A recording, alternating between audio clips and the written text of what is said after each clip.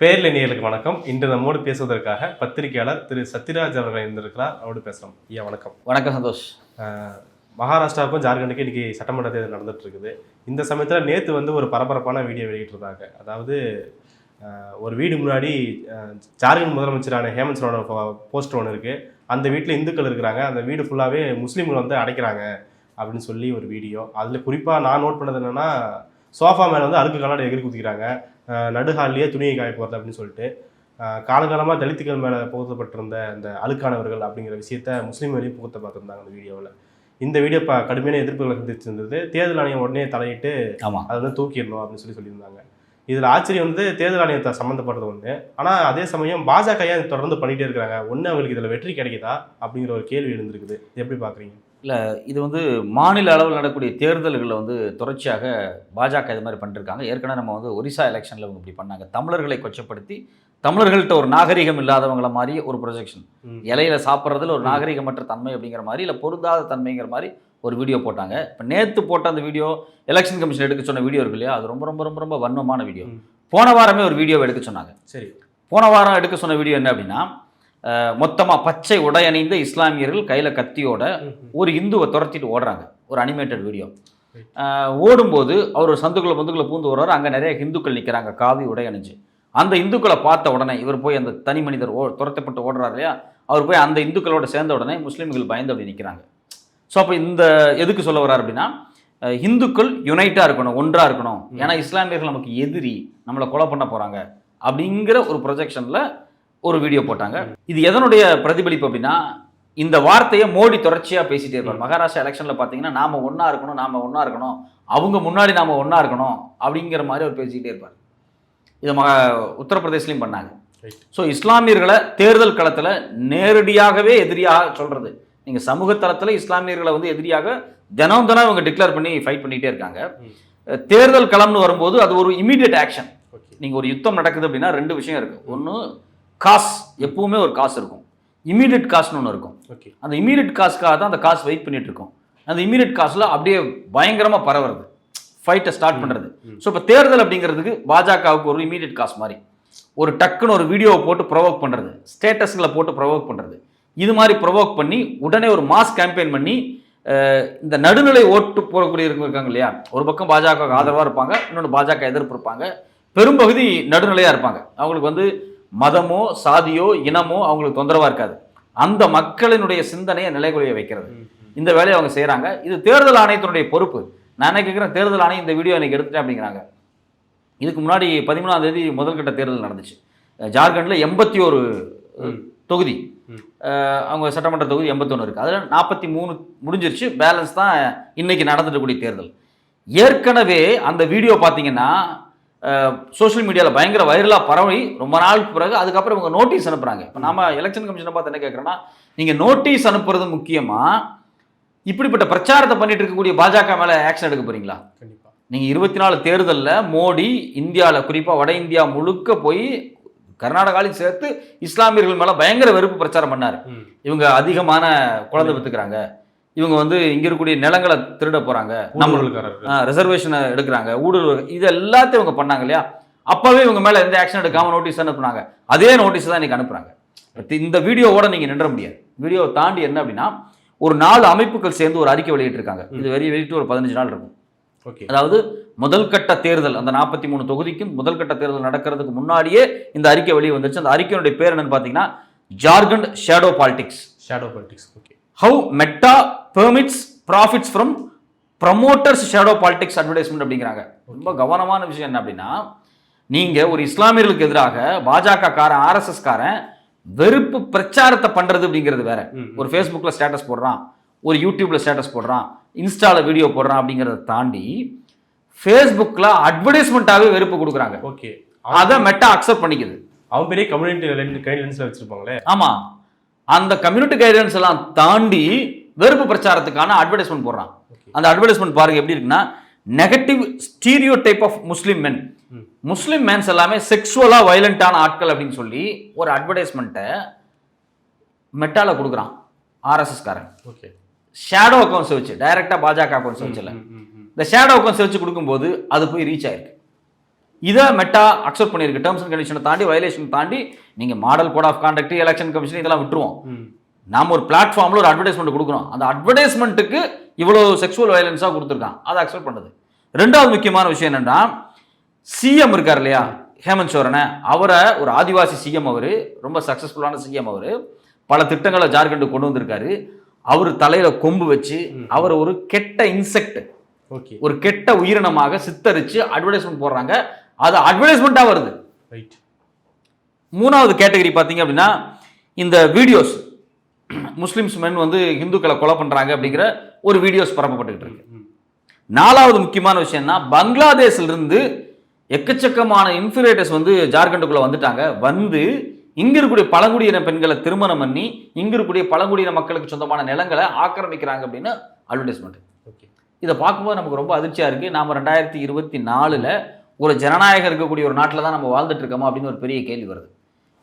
ஒரு மாநிலத்தினுடைய முதலமைச்சர், அந்த மாநிலத்தில் இருக்கக்கூடிய மக்கள், இவங்க எல்லாத்தையும் ஒட்டுமொத்தமாக இஸ்லாமிய வெறுப்பை விதைத்து தேர்தலுக்கு பிரச்சாரத்தை அவங்க பண்றாங்க. இது ஒரு இமீடியட் காசாக அவங்க செஞ்சிருக்காங்க. இது குறித்த டீட்டெயிலான அறிக்கையை தான் ஒரு 4 அமைப்புகள், டெக் ஜஸ்டிஸ் லா ப்ராஜெக்ட் அப்படிங்கக்கூடிய ஒரு அமைப்பும், இந்தியன் அமெரிக்கன் முஸ்லீம் கவுன்சில் அப்படிங்கக்கூடிய அமைப்பும், இந்தியன் சிவில் வாட்ச் இன்டென்சிஃபைங் அப்படிங்கிற அமைப்பும், இந்த அமைப்பெல்லாம் சேர்ந்து, அதே மாதிரி human rights and Dalit solidarity forum, இந்த 4 அமைப்பு சேர்ந்து அந்த அறிக்கையை கொடுத்துருக்காங்க. இந்த அறிக்கை எல்லாமே பார்க்கும்போது நமக்கு ரொம்ப ஆச்சரியமா இருக்கு. என்னன்னா, எப்படி மெட்டா வந்து இதுக்கு சப்போர்ட் பண்ணுது அப்படிங்கிறது. நீங்க உங்களோட ஒப்பீனியனை தெரிவிக்கிறது வேற. ஆர்எஸ்எஸ் காரன் இஸ்லாமிய விருப்ப பரப்புறதுங்கிறது 50 ஆண்டுகளாக வேகமாக நடந்துட்டு தான் இருக்கு. கடந்த 15 வருஷத்துல அதிகமாக நடந்துட்டு தான் இருக்கு. அவன் நீங்க போய் பார்த்தீங்கன்னா சங்கிகள் ஃபேஸ்புக்கில் எழுதுறது நார்மலா இருக்கு. ஆனா எப்படி மெட்டா அதை பெர்மிட் பண்ணுச்சு, அட்வர்டைஸ்மெண்ட்டாக பெர்மிட் பண்ணுச்சு அப்படிங்கிறது தான் நமக்கு ஒரு பெரிய வேதனையா இருக்கு. அவங்க வந்து ஜார்க்கண்ட் முதலமைச்சர் ஹேமந்த் சோரனை தொடர்ச்சியாகவே டார்கெட் பண்ணி தான் இந்த வேலையெல்லாம் அவங்க பார்த்தாங்க. அவர் வந்து கைது பண்ணதா இருக்கட்டும், அவர் மேலே இது வரைக்கும் எந்த ப்ரூஃப்மே பண்ணலை. அவர் வந்து கார் வச்சிருந்தாரு, டிவி வச்சிருந்தாருன்னு அவர் மேலே வந்து இடி அலிகேஷன்ஸ் இருக்கே தவிர அவர் மேலே சாலிடான எந்த ஆதாரம் கிடையாது. அதுக்கே ஜெயிலில் பிடிச்சி போட்டாங்க. ஆமாம், அதுக்கே அவங்க ஜெயிலில் பிடிச்சி போட்டாங்க. ஸோ இப்போ இந்த தேர்தல் மையம், இந்த தேர்தலில் ஹேமந்த் சோரன் ஒரு குற்றவாளி, அவர் வந்து கரப்டடான ஒரு நபர் அப்படின்னு அவர் மேலே ஒரு பெரிய ப்ரொஜெக்ஷனை காமிக்கிறதுக்காகவே இவங்க இந்த இடியை வச்சு பல ரைடுகளை பண்ணாங்க. அதுக்கு பிறகு ரொம்ப ஷார்ப்பாக அவங்க ஒய்ஃப் பாலிடிக்ஸ்குள்ளே வந்தாங்க. இன்றைக்கி அவங்க தேர்தலில் நிற்கிறாங்க. அதுக்கு பிறகு அந்த பொலிட்டிக்கல் ட்ராமா வந்து ரொம்ப கவனமாக ஹேமந்த் சோரன் ஹேண்டில் பண்ணதுனால இன்னைக்கு வெளியே வந்திருக்காரு. ஸோ அப்போது இவங்க தொடர்ச்சியாக பழங்குடியின மக்களை டார்கெட் பண்ணி இவங்களை ஒட்டுமொத்தமாகவே இந்த தேர்தலில் வந்து இஸ்லாமிய வெறுப்பை விதைச்சு தேர்தல் லாபத்தை அடையணும் அப்படிங்கிறதுல அவங்க உறுதியாக இருக்காங்க. இப்போ அவங்க ஜார்க்கண்டில் பழங்குடி மக்கள் அதிகமாக இருக்காங்க அப்படிங்கிற நோக்கத்துக்காக இப்படி டார்கெட் பண்ணப்படுறாங்களா, இல்லை வேற சில காரணங்கள் இருக்கா? இல்லை, இதுக்கு பின்னாடி ஒரு பெரிய பாலிடிக்ஸ் இருக்குது. ரொம்ப ரொம்ப ரொம்ப ரொம்ப ஷார்ப்பான ஒரு பாலிடிக்ஸ் இருக்குது. அது என்ன பாலிடிக்ஸ் அப்படின்னா, நீங்கள் இந்த பாலிடிக்ஸ் நம்ம புரிஞ்சுக்கணும் அப்படின்னா, 2022 ஹேமந்த் சோரன் அமெரிக்காவில் ஹார்வர்ட் யூனிவர்சிட்டியில் ஒரு லெக்சரில் பேசுகிறாரு. ஓகே, அந்த லெக்சரில் அவர் என்ன பேசுகிறாரு அப்படின்னா, பழங்குடியின மக்களுக்கு தனி மத அந்தஸ்து கொடுக்கணும் அப்படின்னு பேசுகிறார். இது எதனுடைய பேச்சு அப்படின்னா, 2021 ஜார்க்கண்ட் சட்டமன்றத்தில் அங்கே வாழக்கூடிய பழங்குடியின மக்கள் 30% பழங்குடியின மக்களுக்கு தனி மதத்தை கொடுக்கணும்னு ஒரு சட்டம் பாஸ் பண்ணப்பட்டிருக்கு, ஒரு ரெசல்யூஷன் பாஸ் பண்ணப்பட்டிருக்கு. ஆனால் நீங்கள் இந்தியாவை பொறுத்த வரைக்கும் பார்த்தீங்கன்னா, ஒரு தனி மதம் அந்த கேட்டகரிஸை கொடுக்கணும் அப்படின்னா நீங்கள் வந்து மத்திய அரசாங்கம் தான் ஒப்புதல் கொடுக்கணும். ஏன்னா அவங்க தான் சென்சஸ் எடுப்பாங்க, சில முடிவுகள் அவங்க தான் எடுக்க முடியும், அவங்களுக்கு தான் சென்ட்ரல் லிஸ்ட்டில் தான் இருக்குது, அதிகாரம் அவங்கள்ட்ட தான் இருக்குது. அப்போ இவங்க 2021 ஒரு மாநிலத்தினுடைய சட்டமன்றத்தில் 30% பழங்குடியின மக்கள் இருக்கக்கூடிய ஒரு மாநில சட்டமன்றத்தில் ஒரு ரெசல்யூஷன் பாஸ் பண்ணப்பட்டிருக்கு, அது சட்டமாக்கப்பட்டிருக்கு. ஸோ அப்போ இது அங்கே மட்டும்தான் இருக்கா? கிடையாது. இதனுடைய டிஸ்கஷன் வெஸ்ட் பெங்காலில் இருக்குது, ஓகே, ஒரிசாவில் இருக்குது, மத்திய பிரதேசில் இருக்குது, சத்தீஸ்கரில் இருக்குது. ஏன் இந்த இடத்துலலாம் இருக்குது அப்படின்னா, இந்தியாவினுடைய மையப்பகுதி மலைப்பிரதேசங்கள். ஓகே, இந்த மலைப்பிரதேசங்களில் வாழக்கூடிய பழங்குடியின மக்கள் இருக்காங்க பார்த்தீங்களா, இந்த பழங்குடியின மக்கள் எல்லாருமே தனக்கான தனித்த ஐடென்டிட்டி, அவங்களுக்கு ஒரு தனி மதம் இருக்குது, சரணா கோடுன்னு சொல்லுவாங்க. அந்த சரணா மத அடிப்படை இருக்கு. அந்த மதத்தை நீங்க பாத்தீங்கன்னா அவங்க வந்து மரத்தை தான் கடவுளா வழிபடுவாங்க. ஓகே, ஒரு மரம் இருக்கு, அந்த மரத்தை தான் அவங்க கடவுளா வழிபடுவாங்க. நீர்நிலைகளை அவங்க கடவுளா வழிபடுவாங்க. ஆகாயம், வானம், காத்து, இது மாதிரி அவங்களுக்கு வந்து இந்த பூமியில் இருக்கக்கூடிய மண், நிலம், செடி கொடிகள், விலங்குகள், இதை ஒட்டி தொடர்ச்சியாக வணங்கக்கூடிய ஒரு குழு யாருன்னா பழங்குடியின மக்கள். ஆனா சனாதன தர்மம் அப்படிங்கிறது சாதி பிரிவினையை சொல்லும். இப்போ இவங்களுக்குள்ள சாதி பிரிவினை கிடையாது. பழங்குடியின மக்களாக வாழக்கூடிய அந்த கோடிக்கணக்கான மக்கள் வாழ்ந்துகிட்டு இருக்காங்க அந்த 4-5 மாநிலத்துக்குள்ள. ஸோ இவங்களுக்கு எல்லாத்துக்குமே பார்த்தீங்கன்னா சாதிய பிரிவினை கிடையாது. சனாதன தர்மங்கள் கிடையாது, எந்த விதமான ஆச்சாரமும் கிடையாது. இந்திய சனாதன மரபுல ஆச்சாரம் தான் ரொம்ப முக்கியமானது. இதை செய்யலாம் ஒருத்தன், இதை செய்யக்கூடாது ஒருத்தன், இது புனிதம், இது புனிதம் இல்லை, பெண்களுக்கு இது தீட்டு, இது தீட்டு இல்லை, ஆண்களுக்கு இது தீட்டு, இது தீட்டு இல்லை அப்படின்னு ஒரு சனாதன தர்மத்தில் இருக்கக்கூடிய ஆச்சார தர்மம் எதுவுமே இவங்களுக்கு கிடையாது, பழங்குடியின மக்களுக்கு கிடையாது. அவங்களுக்கு தனித்த மதம் இயற்கை மதம். அந்த இயற்கை மதத்தோடு சேர்ந்து தான் அவங்க வாழ்ந்துகிட்டு இருக்காங்க. ஸோ அவங்க என்ன சொல்றாங்கன்னா, இது எல்லாத்தையும் சேர்த்து இவ்வளோ மக்கள் நாங்கள் வாழ்கிறோம், எங்களுக்கு வந்து நீங்கள் வந்து ஒரு தனி மதம் அந்தஸ்து கொடுக்கணும் அப்படின்னு சொல்றாங்க. அதனுடைய டேட்டாஸ் பார்த்தீங்கன்னா சத்தீஸ்கரில் 30% இருக்காங்க, ஜார்க்கண்டில் 26%, மத்திய பிரதேசத்தில் 21, ஒரிசாவில் 22, இது இல்லாமல் வெஸ்ட் பெங்காலில் இருக்காங்க. இப்போ இவங்க எல்லாம் சேர்ந்து தான் இந்த தனி ரெசல்யூஷனை நோக்கி வர்றாங்க. அதில் ஜார்க்கண்டில் இந்த ரெசல்யூஷன் வந்து கொண்டு வரப்பட்டுருச்சு. ஸோ அப்போ இதுக்கு போராட்டங்கள் நடந்துருச்சு. நீங்கள் 2021 கேந்திர சரணா சமிதி அப்படிங்கக்கூடிய ஒரு மிகப்பெரிய அமைப்பு இந்த 5 மாநிலத்தில் இருக்கக்கூடிய சரணா கோடை மையமாக வச்சு பழங்குடியின மக்களை, சந்தால் பழங்குடியின மக்களை ஒன்று கூட்டிட்டு போய் டெல்லியில் வச்சு ஒரு பெரிய போராட்டத்தை நடத்தினாங்க. தயவு செஞ்சு நான் சொல்லுங்க, நாங்கள் இந்துக்கள் கிடையாது, எங்களை இந்துக்கள் ஆக்காதீங்க, நாங்கள் ஒருபோதும் சனாதன தர்மத்தை ஃபாலோ பண்ணல, எங்களுக்கு ஜாதி பிரிவினை கிடையாது, எதுவுமே கிடையாது, எங்களுக்கு எந்த ஆச்சாரமும் கிடையாது, எங்களுக்கு மலையும் காடும் தான் இயற்கை அப்படின்னு சொல்லி அவங்க ஒரு பெரிய போராட்டத்தை பண்ணாங்க, அமைதி வழி போராட்டம். அந்த போராட்டத்தை இந்த மோடி அரசாங்கம் மதிச்சுதானா? மதிக்கல, கண்டுக்கவே இல்லை. அப்போ ஹேமந்த் சோரன் மாதிரியான ஆட்கள் தான் அதை பொருட்படுத்தி அதுக்கு தனி சட்டத்தை கொண்டு வராங்க. நீங்க ஜார்க்கண்டினுடைய வரலாறு ரொம்ப முக்கியமானது. ஜார்க்கண்ட் உருவாக்கப்படுது இல்லையா, பீகார் உடைச்சு ஜார்க்கண்ட் உருவாக்கப்படுது, மத்திய பிரதேசம் உடைச்சு சத்தீஸ்கர் உருவாக்கப்படுது, உத்தரப்பிரதேசம் உடைச்சு உத்தரகாண்ட், இது எல்லாமே அடல் பிகாரி வாஜ்பாய் பீரியட்ல 2020 தான் நடக்குது. என்ன நோக்கத்துக்காக? இதனுடைய பின்னணி என்ன அப்படின்னா, பழங்குடியின மக்களை ஆர்கனைஸ் பண்றதுல ஆர்எஸ்எஸ்க்கு ஒரு மிக முக்கியமான ரோல் இருக்கு, ஒரு ஸ்பெஷல் கன்சர்ன் இருக்கு ஆர்எஸ்எஸ். இல்ல, பழங்குடி மக்கள் சனாதனத்துக்கு எதிரானவர்கள், அது இயல்புலயே அவங்க கிட்ட இருக்கும். அப்படின்போது அவங்கள கைக்குள்ள போட்டு அவங்கள கைக்குள்ள கொண்டு வந்து அவங்கள இந்துக்கள் ஆக்குறது. 1952 என்னைக்கு காந்தி கொலையில் இவங்க பேர் அடிபட்டுச்சோ, காந்தி கொலையில் இவங்க மாட்டினாங்க இல்லையா, யார் ஆர்எஸ்எஸ் இந்து மகா சபை மாட்டின உடனே என்ன பண்ணுறாங்க அப்படின்னா, இவங்க மேலே வழக்கு வருது. கோட்ஸே வந்து சவார்கர் பேரை சொல்லி அது இஷ்யூ ஆகி சவார்கர் எஸ்கேப் ஆகி வெளியே வந்துடுறாரு. அதுக்கு பிறகு கிட்டத்தட்ட ஒரு 15 ஆண்டுகள் இவங்க ரொம்ப அமைதியாக இருக்காங்க. ஆர்எஸ்எஸ் அவங்களுடைய செயல்பாடுகள் கிரவுண்டுக்கு போகிறாங்க. அவங்க கிரவுண்டுக்கு போகிறதுக்காகவே அவங்க உருவாக்கின அமைப்பு தான் வனவாசி கல்யாண் ஆசிரமா. இந்த வனவாசி கல்யாண் அகில பாரதிய வனவாசி கல்யாண ஆசிரமா, இந்த வனவாசி கல்யாண ஆசிரமத்துக்கு கீழே கேந்திரான்னு ஒரு ஸ்ட்ரக்சர் இருக்கும், வனவாசி கல்யாண் கேந்திரா. இந்த கேந்திராவை அவங்க ஜார்க்கண்டில் தான் முதல்ல ஆரம்பிக்கிறாங்க, வடகிழக்கு மாநிலத்தில் ஆரம்பிக்கிறாங்க. அவங்க டார்கெட் ஜார்க்கண்டு. அப்போ அன்னைக்கு ஜார்க்கண்டா இல்லை, அன்னைக்கு அது பீகாராக இருந்துச்சு. இன்னைக்கு இருக்கக்கூடிய அந்த மலைப்பிரதேசம் இருக்குது பார்த்தீங்களா, ஜார்க்கண்ட் மலைப்பிரதேசம், அந்த ஜார்க்கண்ட் மலைப்பிரதேசத்தில் ஆரம்பிக்கிறாங்க. அதே மாதிரி மத்திய பிரதேசத்தில் ஆரம்பிக்கிறாங்க, ஒரிசாவில் ஆரம்பிக்கிறாங்க, வெஸ்ட் பெங்காலில் சில பகுதிகளில் ஆரம்பிக்கிறாங்க, அதே மாதிரி நார்த் ஈஸ்ட்டுக்குள்ளே போகிறாங்க. ஸோ அப்போ அவங்க ரொம்ப தெளிவாக ஒரு டார்கெட் பண்ணுறாங்க. பழங்குடியின மக்களை மையமாக வைத்து இந்துத்துவாவை பரப்புறதுல அவங்க ரொம்ப தெளிவாக சைலண்ட் ஒர்க் பண்ணுறாங்க. ஏன்னா அவங்களுக்கு தெரியும், இந்தியாவில் பழங்குடியின மக்கள் இந்த பகுதியில் கிட்டத்தட்ட 25-30% மக்கள். அந்த மக்களை ஹிந்து அப்படிங்கக்கூடிய இந்த ஸ்ட்ரக்சருக்குள்ள, அந்த சனாதன தர்ம ஸ்ட்ரக்சருக்குள்ள கொண்டு வந்துடணும் அப்படிங்கிறதுல அவங்க ரொம்ப உறுதியாக இருந்தாங்க. அதனால தான் கிட்டத்தட்ட 1952 இந்த ஒர்க்கை அவங்க ஸ்டார்ட் பண்ணி செஞ்சாங்க.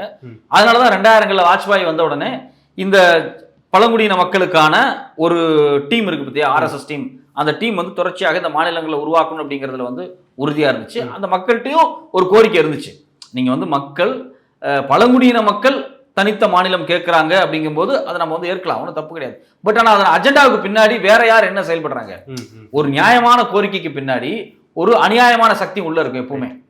அதுதான் தூண்டி விட சில விஷயத்த. இப்போ இவங்களுக்கு என்ன அப்படின்னா 2 அஜெண்டா இருக்கு. என்ன அப்படின்னா, இந்தியாவினுடைய அனைத்து பழங்குடியின மக்களையும் இந்து சனாதன தர்மத்துக்குள்ள கொண்டு வரணும், அவங்களை கிறிஸ்தவர்களாகவோ இல்லை மற்ற மதத்துக்கோ மாற்ற விட்டுறக்கூடாது. ஏன்னா இந்த ஏரியாக்குள்ள மிஷினரிஸ் போய் பள்ளிக்கூடங்களை கட்டிட்டு இருந்தாங்க, சர்ச்சுகளை கட்டிட்டு இருந்தாங்க. ஸோ இதை கவுண்டர் பண்ணணும். எப்படி நார்த் ஈஸ்ட்ல இன்னைக்கு மணிப்பூர் கலவரம் நடக்குதோ அதே மாதிரி மத்திய இந்தியாவில் இருக்கக்கூடிய பழங்குடியின காடுகளுக்குள்ள போய் இவங்க எப்படியாவது வந்து மத மாற்றத்தை, அதாவது எல்லாத்தையும் இந்துக்களாக கொண்டு வந்துடும் அப்படின்னு ஒரு ஐடியா இருந்துச்சு. 2வது, எப்பவுமே ஒரு மதம் ஒரு கலாச்சார ரீதியாக ஒன்று நடக்குது அப்படின்னா அது ஒரு மிகப்பெரிய பொருளாதார ஆதாயம் இருக்கும். இந்தியாவிலேயே அதிகமான பாக்சைட்லேருந்து பல மினரல்கள் அதிகமாக கிடைக்கக்கூடிய மலைப்பகுதி அப்படிங்கிறது இந்த ஏரியா தான், மத்திய இந்தியா தான். பெரும்பாலான நிலக்கரி சுரங்கங்கள் இங்கே இருக்கும். பெரும்பாலான பாக்சைட் சுரங்கத்திலிருந்து லித்தியம் வரைக்கும் எல்லாமே இந்த ஏரியாவில் எடுக்க முடியும். அவ்வளோ வளமான பிரதேசங்கள் இது. ஸோ அப்போ இதில் 2 அஜெண்டா இருக்கு. ஒன்று, இடதுசாரி இயக்கங்கள், நக்சல்பாரி இயக்கங்கள் அந்த இடத்துல வலுப்பெற்றக்கூடாது அப்படிங்கிறது ஆர்எஸ்எஸ்க்கு நோக்கம். 2வது, அவங்க கிறிஸ்தவ மதத்துக்கு மாறிடக்கூடாது அப்படிங்கிறது ஆர்எஸ்எஸ் நோக்கம். ஸோ இப்போ இது எல்லாத்தையும் மையமாக வச்சு 1952 பல அமைப்புகளை உருவாக்கி இவங்க ஒர்க் பண்ணுறாங்க. இதையும் தாண்டி இடதுசாரி இயக்கங்கள், குறிப்பாக நக்சல்பாரி இயக்கங்கள்லாம் வந்து பெனிட்ரேட் பண்ணி பயங்கரமாக ஒர்க் பண்ணியிருக்காங்க. நிறைய கார்பரேட்டுகள் அதை சுரண்ட நினைக்கும் போது அதுக்கு எதிராக பெரும் சக்தி வாய்ந்த போராட்டங்களை நடத்தியிருக்காங்க. அதுதான் இந்திய வரலாறு. ஆனால் சமீபத்தில் ஒரு 20 ஆண்டுகளில் பார்த்தீங்க அப்படின்னா ஆர்எஸ்எஸ்னுடைய ஆதிக்கம் ரொம்ப எக்கச்சக்கமாக அதிகமாகிடுச்சு. சொல்ல அவங்க வந்து என்ன பண்ணுறாங்க அப்படின்னா இந்த பழங்குடியின மக்களுக்குள்ள இருக்கக்கூடிய அந்த தனித்துவ அடையாளங்களை காலி செஞ்சுட்டு எல்லாத்தையும் சனாதன தர்மத்துக்குள்ளே கொண்டு வரணும்னு சொல்லி ஒவ்வொரு கிராமமாக போய் உட்காந்து இந்த வனவாசி கல்யாண ஆசிரமத்தில் 1 ஸ்டூடெண்ட் 1 டீச்சர் அப்படிங்கிற ப்ராசஸில் போய் வீடு வீடாக உட்காந்து சில பிரச்சாரங்களை பண்ணுறாங்க. அதுக்கு அவங்க பயன்படுத்திக்கக்கூடியது இஸ்லாமியர்களை தான். ஏன்னா நீங்கள் ஜார்க்கண்டில் கணிசமான மக்கள் இஸ்லாமியர்கள் வாழ்ந்துட்டு இருக்காங்க. ஸோ அந்த இஸ்லாமியர்களை ஒட்டுமொத்த எதிரிகளாக சித்தரித்து இந்த வனப்பகுதிகளை மொத்தத்தையும் ஆர்எஸ்எஸ் அவங்களுடைய ஆதிக்கத்துக்கு கொண்டு வந்து என்ன பண்ண போகிறாங்க, அம்பானிக்கு அதானிக்கு ஃப்ரீயாக கொடுக்க போகிறாங்க. வேதாந்தாவுக்கு ஃப்ரீயாக கொடுக்க போகிறாங்க. வேதாந்தாவோட பாக்ஸைட் எடுக்கக்கூடிய பெரிய சுரங்கங்கள் ஒரிசாலிருந்து நீங்கள் ஜார்க்கண்டு சத்தீஸ்கர் வரைக்கும் இருக்குது. ஸோ அப்போ இன்றைக்கி அம்பானி அதானி இல்லை வேதாந்தா இது மாதிரி அகர்வால்கள் இது மாதிரியான குஜராத் மார்வாடிகளினுடைய நிலக்கரி சுரங்க எடுக்கக்கூடிய நிறுவனங்கள் இருக்குது பார்த்தீங்களா, இந்த நிறுவனங்கள் இவங்க ரொம்ப ஃப்ரீயாக சத்தீஸ்கர் ஜார்க்கண்டில் ஒரிசாவில் மத்திய பிரதேசத்தினுடைய மலைப்பகுதிகளில் வேலை செய்யணும் அப்படின்னா அதுக்கு ஆர்எஸ்எஸ் மாதிரியான ஒரு ஹோல்டு அவங்களுக்கு தேவை. அதனால தான் பார்த்தீங்கன்னா 2000 இந்த மாநிலத்தில் உடைச்ச உடனேயே பாபுலால் மராந்தி அவர் தான் வந்து முதலமைச்சராக வர்றாரு. அவருக்கு இப்போ 40 வயசு தான், 41 வயசு தான் இருக்கும். அவர் பார்த்தீங்க அப்படின்னா சின்ன வயசுலேருந்தே ஆர்எஸ்எஸ்ல இருந்தவர். ஜார்க்கண்ட் மாநிலத்தினுடைய முதலமைச்சர். இப்போ பிஜேபியினுடைய தலைவராக இருக்கக்கூடிய பாபுலால் மராந்தி வந்து சின்ன வயசுலேருந்தே ராஞ்சியில் ஆர்எஸ்எஸ் அலுவலகத்திலேயே படுத்து பிறண்டு வளர்ந்த ஒரு ஆள். அவரை வச்சு தான் இந்த காயை நகர்த்துறாங்க. ஜார்க்கண்ட் பிரிக்கப்பட்டு முதல் தேர்தல் நடக்கும் போதே அந்த தேர்தலில் ஆர்எஸ்எஸ் தான் வந்து சிஎம் உட்கார்றாங்க. ஃபர்ஸ்ட் சிஎம் ஆர்எஸ்எஸ் தான். இன்னைக்கு வரைக்கும் பார்த்தீங்கன்னா அடுத்தடுத்த தேர்தல் 2000 நடந்த அடுத்தடுத்த தேர்தல் எல்லா தேர்தலையும் பாஜகவுக்கு அங்கே ஒரு பெரும்பான்மை இருக்கும். பெரும்பான்மைனா அவங்க ஆட்சி அமைக்கிற பெரும்பான்மை கிடையாது. பட் ஆனால் நம்பர் ஆஃப் பார்ட்டிஸ்ல அவங்க தான் அதிகமாக வாங்கியிருப்பாங்க. 2019 தவிர்த்து இந்த 19 தேர்தலில் ஹேமந்த் சோரனுடைய ஜேஎம்எம் வந்து ஆட்சி பிடிக்கிறாங்க. அதுக்கு முன்னாடி வரைக்கும் பார்த்தீங்கன்னா எல்லா தேர்தலையுமே பாஜகவுக்கு அதிகமான ஒரு முன்னிலை இருக்கும். ஏன்னா ஆர்எஸ்எஸ் பேக்ரவுண்ட் ஒர்க் அவ்வளவு இருக்கு. 2019 அவங்களுக்கு ஏன் வந்து இந்த தளர்வு ஏற்படுது அப்படின்னா கிட்டத்தட்ட 2014-15 பிறகு மோடி ஆட்சிக்கு வந்ததுக்கு பிறகு இந்த பழங்குடியின மக்களுடைய டிமாண்ட் இருக்கு பார்த்தீங்களா, அந்த டிமாண்ட் ரொம்ப அதிகமாகுது. தங்களுக்கான தனி மதம் கேட்குறாங்க. அதே மாதிரி பழங்குடியின மக்களுக்கு அவங்களுடைய நிலம் உரிமை இது சார்ந்த போராட்டங்களும் உள்ள நிறைய நடக்குது. நக்சல்பாரி இயக்கங்கள் ஆயுத வழி போராட்டம் நடத்தினாலும் இன்னும் இடதுசாரி இயக்கங்கள் வந்து அங்கே வெகுஜன போராட்டங்களை வெகுஜன உரையாடல்களை அதிகமாக நிகழ்த்துறாங்க. மக்கள்கிட்ட வந்து இப்போ அம்பானி அதானி இது மாதிரி கார்பரேட் கம்பெனிகள் உள்ள வந்து சுரண்டதை நேரடியாக பார்க்குறாங்க. இதுக்காகவே பல மக்கள் வந்து நக்சல்பாரிங்கிற பேரில் வேட்டையாடப்படுறாங்க. இதை எல்லாத்தையும் அவங்க பார்க்கும்போது அவங்களுக்கு ஒரு பொலிட்டிக்கல் அவேர்னஸ் வருது. அவங்க வந்து பாஜக குறித்து நிறைய கேள்விகளை முன்வைக்கிறாங்க. இந்துத்துவா மேலே அவங்களுக்கு ஒரு பெரிய அச்சம் வருது. இந்துத்துவா ஒரு ஆர்எஸ்எஸ்காரன் போய் ஏதோ ஒரு ஜார்க்கண்டில் இருக்கக்கூடிய மலைப்பகுதியில் ஒரு சந்தால் பழங்குடியின மக்கள்கிட்ட போய் உட்காந்து நாமெல்லாம் இந்துக்கள் அப்படின்னு சொல்றதுனால அவங்களுக்கு வேலை கிடைக்க போகிறது கிடையாது. நாமெல்லாம் இந்துக்கள்னு சொல்றதுனால அவங்களுக்கு சோறு கிடைக்க போகிறது கிடையாது, தண்ணி கிடைக்க போகிறது கிடையாது. அவங்க நிலத்தை பிடுங்க போறான் வந்து கார்பரேட்காரன். ஸோ அப்போ இதை மக்களுக்கு ஓரளவுக்கு அவேர் ஆகும்போது அவங்க ஆல்டர்னேட் ஃபோர்ஸ் நிறையா தேடுறாங்க. அதில் வந்து ஜேஎம்எம் வந்து ஒரு ஸ்ட்ராங்கான ஒரு இடத்துக்கு வருது. காங்கிரஸோட கூட்டணி வருது. அந்த காங்கிரஸ் ஜேஎம்எம் கூட்டணியினுடைய ஒரு ஒர்க்கு தான் பார்த்தீங்கன்னா 2019 தேர்தலில் ஜெயிச்சது. இப்போ 2019 ஒரு ஹோல்டு வந்துருச்சு ஹேமந்த் சோரனுக்கு.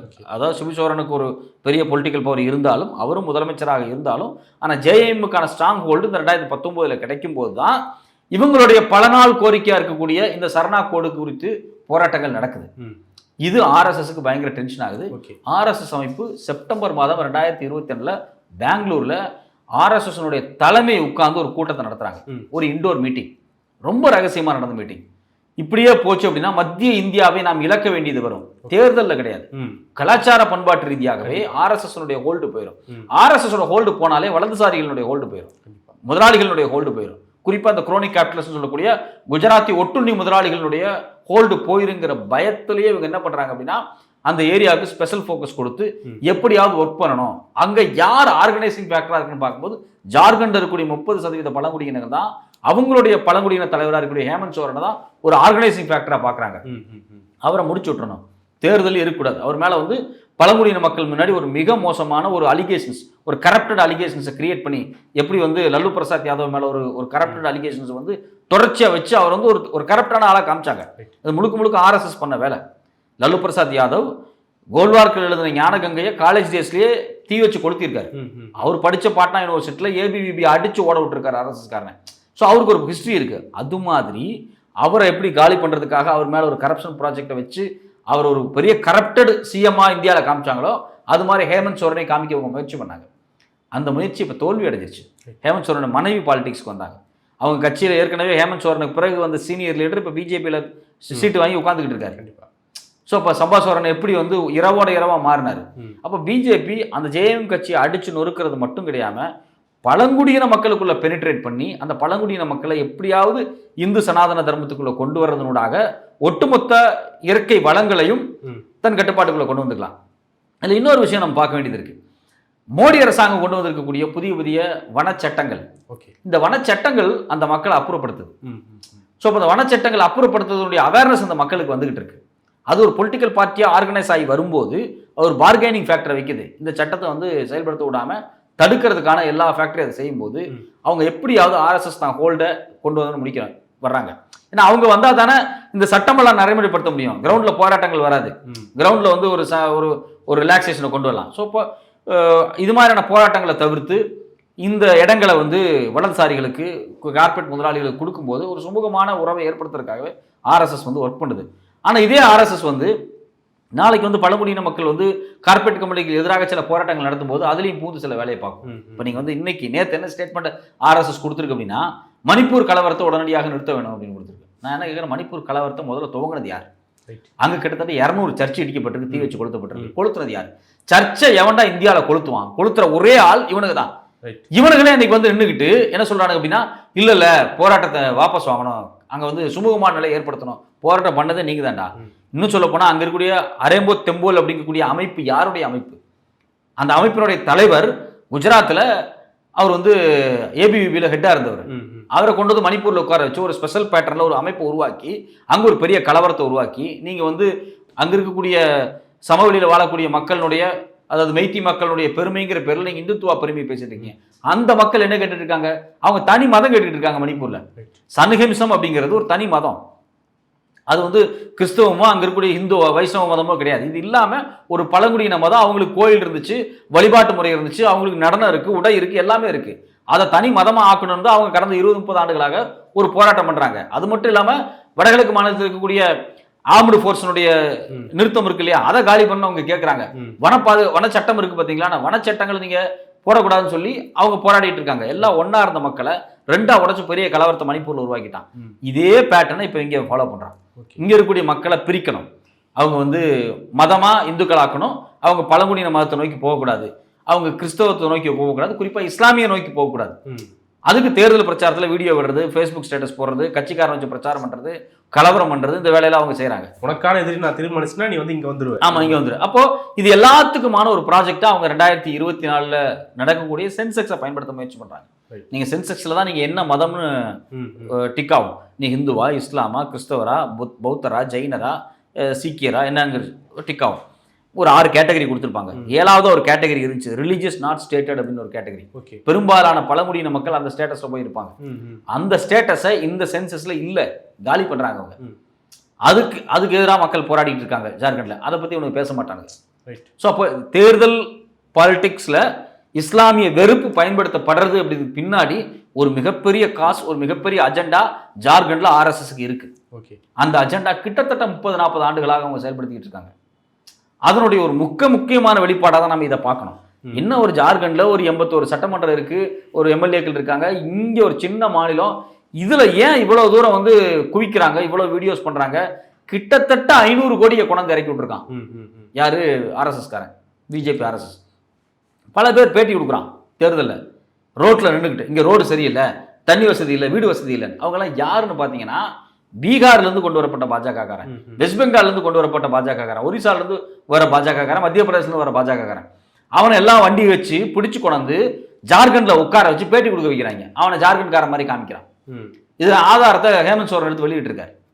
அவர் சொல்றாரு 500 கோடி ரூபாய் செலவு பண்றான், தொகுதிக்கு 1 கோடி ரூபாய் ஆட்களை கொண்டு வரதுக்கு செலவு பண்றான். கிட்டத்தட்ட 95 லட்சம் அக்கௌண்ட்டை பயன்படுத்தி, ஷேடோ அக்கௌண்ட்ஸை பயன்படுத்தி கோடிக்கணக்கில் பணத்தை செலவு பண்ணி மக்கள்கிட்ட போய் பிரச்சாரம் பண்றான் அப்படிங்கறத அவர் ப்ரூவ் பண்றாரு. அப்ப இது வந்து ஒரு நாள்ல செய்ய முடியாது. கண்டிப்பா இந்த ஆர்எஸ்எஸ் பேக்கப் இருக்கிறதுனால தான் அவங்க இதை செய்கிறாங்க. நான் அதனால இந்த மொத்த பேக்ரவுண்டையும் சொன்னேன். ஸோ இப்போ இன்னைக்கு என்ன நடந்துட்டு இருக்கு அப்படின்னா, ஷேடோ அக்கௌண்ட்ஸை பயன்படுத்தி ஒரு நாளில் 45 கோடி மக்களை வந்து ரீச் பண்ணுறாங்க. ஜார்க்கண்ட் பாப்புலேஷனே அவ்வளோ கிடையாது. 45 கோடி வியூஸ், 50 கோடி வியூஸ் ஒரே நாளில் ஒரே வீடியோவை அட்வர்டைஸ்மெண்ட்டை அப்படியே பம்ப் பண்ணி உள்ள கொட்டி தள்ளுறான். ஒரு ஃபேக்ட்ரி, ஃபேக் நியூஸ் வெறுப்பு ஃபேக்ட்ரியை கொட்டி தள்ளி மக்களுடைய ஒரு நியூட்ரல் ஒப்பீனியனை உடைக்கிறான். அவங்களுக்கு வந்து இந்த பக்கம் சூஸ் பண்ணலாமா, அந்த பக்கம் சூஸ் பண்ணலாமா, யாருக்கு ஓட்டு போடலாம் அப்படிங்கிறத கடைசி 6 மாதம் 1 வருஷத்தில் பாலிடிக்ஸில் நிறைய முடிவுகள் வரும், மக்களுடைய ஆசோலேஷன் வரும். அந்த சூழ்நிலையில் இவன் பம்ப் பண்ணி நிறைய ஃபேக் நியூஸை பரப்பி விட்டு மக்களை ஒரு அச்சுறுத்தலை கொண்டு வந்து இந்த ஷேடோ அக்கௌண்ட்ஸை பயன்படுத்தி மக்களை வந்து பாஜகவை நோக்கி தள்ளுறதுக்கான வேலையை அவன் பண்ணுறான், இஸ்லாமிய வெறுப்பை காமிச்சு. ஸோ அதுக்கு தான் இவன் இவ்வளவு ஸ்ட்ராட்டஜியை பயன்படுத்துகிறான். அடிப்படையில் இவன் கோர் ஆர்எஸ்எஸ்காரன், முழுக்க வேர்பிடித்த வேர்பிடித்த இடமா ஜார்க்கண்ட் உள்ள இருக்கு. இதை எதிர்த்து அங்கே இருக்கக்கூடிய பழங்குடியின மக்கள் போராடிக்கிட்டு இருக்காங்க. அவங்களுடைய நிலத்துக்காகவும் அவங்களுடைய மதத்துக்காகவும் உரிமைக்காக போராடிட்டு இருக்காங்க. அதை எல்லாத்தையும் ஒட்டுமொத்தமாக மறைச்சு இஸ்லாமிய வெறுப்பை இந்த தேர்தலை கட்டி அமைச்சு மக்களை வந்து பாஜகவை நோக்கி இழுக்கிறாங்க. ஸோ இப்போ இந்த வேலையை தான் அவங்க செய்கிறாங்க. இது குறித்து இந்த ஷேடோ அக்கௌண்ட்ஸ் ப்ராஜெக்டில் சில அமைப்புகள் வந்து தெளிவாக வெளியே கொண்டு வந்தாங்க. ஏன் ஹேமந்த் சோரனே வந்து ஆதாரத்தை தொடர்ச்சியாக வெளியிட்டுக்கிட்டே இருக்காரு. இவ்வளோ ஆதாரங்கள் இருக்குது, நீங்கள் பாருங்கள். தேர்தல் ஆணையம் சும்மா இருக்கான்னு, தேர்தல் ஆணையம் சும்மா தான் இருக்குது. வழக்கம் போல தேர்தல் ஆணையம் அமைதியாக தான் இருக்குது. தேர்தல் ஆணையம் எப்படியெல்லாம் 2024 பாஜக பண்ண அட்டூழிய தேர்தல் ஆணையம் வந்து கண்டுக்காமல் விட்டுச்சோ, அதே மாதிரி தான் ஒவ்வொரு மாநிலத்திலையும் இவங்க பண்ணிட்டு இருக்காங்க. இன்னைக்கு மகாராஷ்டிராவினுடைய ஃபேஸ் எலெக்ஷன் நடந்துகிட்டு இருக்கு. பெரிய போராட்டம் மகாராஷ்டிரா எலெக்ஷன் அப்படிங்கிறது. ஆர்எஸ்எஸ்னுடைய கோட்டை வந்து மகாராஷ்டிரா, அவங்க நாக்பூர் தான் அவங்களோட ஹெட்டு. சித்பாம் பிராமின் கட்டுப்பாட்டில் தான் மொத்தம் இந்தியா ஆர்எஸ்எஸும் இருக்குது. இன்னைக்கு எப்படியாவது அங்கே ஜெயிக்கணும் அப்படின்னு அவங்க பெரிய லாபி பண்ணிருக்காங்க. சிஎம்மாக ஒரு ஆர்எஸ்எஸ்காரரை கொண்டு வரணும் அப்படின்னு அவங்க பெரிய ஒர்க் பண்ணிருக்காங்க. அங்கே கிட்டத்தட்ட 65 ஆர்எஸ்எஸ் உள் குழுக்களை ஆர்கனைஸ் பண்ணி டோர் டு டோர் ஸ்டெப் பிரச்சாரத்தை கடந்த 20 நாளில் பண்ணியிருக்காங்க. டோர் டு டோர் போய் ஒருத்தன் வீட்டில் உட்காந்து அவங்க கையில் துண்டறிக்கையை கொடுத்து இந்த இஸ்லாமியர்கள் குறித்து வெறுப்பு பிரச்சாரத்தை பண்ண சொல்லி அஜெண்டா 65 அமைப்புகள். அது பேர் ஸ்பெஷல் 65 ஆப்ரேஷனை வச்சிருக்காங்க. ஸ்பெஷல் 65 ஒரு தனி ஒரு ப்ராஜெக்டை ஒர்க் பண்ணி ஆர்எஸ்எஸ் வந்து இன்னைக்கு மகாராஷ்டிராவில் பிரச்சாரம் பண்ணியிருக்கு. இன்னைக்கு ஓட்டு போட்டுக்கிட்டு இருக்கக்கூடிய மக்கள் மத்தியில் அது என்ன பிரதிபலிப்பை ஏற்படுத்தியிருக்குங்கிறது ரிசல்ட் வந்தால் தான் நமக்கு தெரியும். குமரராசன் சார்கிட்ட பேசிட்டு இருந்தோம், மும்பை குமரராசன் சார்கிட்ட. அவர் வந்து ஒரு விஷயம் சொல்றாரு, இஸ்லாமிய ஓட்டுகள் வந்து இந்தியா பக்கம் இருக்கிறதுனால அவங்கள வந்து ஓட்டு போடக்கூடாதுன்னு தடுக்கிறதுக்காகவே பெரிய பிரச்சாரம் நடக்குது. ஆமா, தொகுதிக்கு வந்து கோடியே இறக்கிட்டு இருக்காங்க அப்படின்னு சொல்லி தொகுதி வாரியாக பகுதி வாரியாக பிரிச்சு டோர் டு டோர் அடிக்கிறான். 1 to 1 போய் உட்காந்து பேசுங்கிறான். 1 to 1 ஆர்எஸ்எஸ் கார போய் உட்காந்து பேசுறான். 65 அமைப்பு ஆர்கனைஸ் பண்ணியிருக்கான். இந்த அமைப்பெல்லாம் எப்படி அவன் ஆர்கனைஸ் பண்றான்? கேரளாவில் ஒரு 3 நாள் கூட்டம் நடந்துச்சு 2 மாசத்துக்கு முன்னாடி பாலக்காட்டில். ஆமா, அந்த கூட்டத்துக்கு பிறகு டோர் டு டோர் ஸ்டெப் பிரச்சாரத்துக்குள்ள போறாங்க. ஸோ அப்போ இவங்களுடைய ஆர்எஸ்எஸ் பேக்ரவுண்ட் அஜெண்டாவை எல்லாத்தையுமே இந்த தேர்தல் களத்தில் வெறுப்பு பிரச்சாரமா இஸ்லாமியர்கள் நோக்கி அவங்க நகர்த்திட்டாங்க. இன்னைக்கு ஓட்டு போட்டுக்கிட்டு இருக்காங்க மக்கள். இன்னும் 3 நாள் ரிசல்ட் வரப்போகுது. இந்த ரிசல்ட் வந்ததுக்கு பிறகுதான் ஆர்எஸ்எஸ் என்ன மாதிரியான வேலைகளை செஞ்சிருக்கு அப்படின்னு நம்ம யூகிக்கவே முடியும். எவ்வளவு நேர்மையாக இந்தியா கூட்டணி பிரச்சாரத்தை பண்ணினாலும் இது மாதிரியான வெறுப்பு பிரச்சாரத்துக்கு மக்கள் வழிகாடு ஆகிறது அப்படிங்கிறது வந்து கொஞ்சம் அதிகமாக தான் இருக்கு. அதை நம்ம கான்சியஸாக தான் பார்க்கணும். சாதாரண நாட்களில் பரப்ப விருப்ப விட ஒரு தேர்தல் அப்படிங்கிற சாக்கை வச்சு நம்ம இன்னும் வெறுப்பை பரப்பி. ஆமா, ஃபேக்டரியா பரப்புறாங்க. ரைட், ஒரு ஆர்கனைஸ்டு ஒர்க்கா பண்றாங்க. ரைட், நிறைய விஷயங்களை பண்ணிட்டீங்க. மிக்க நன்றி. நன்றி.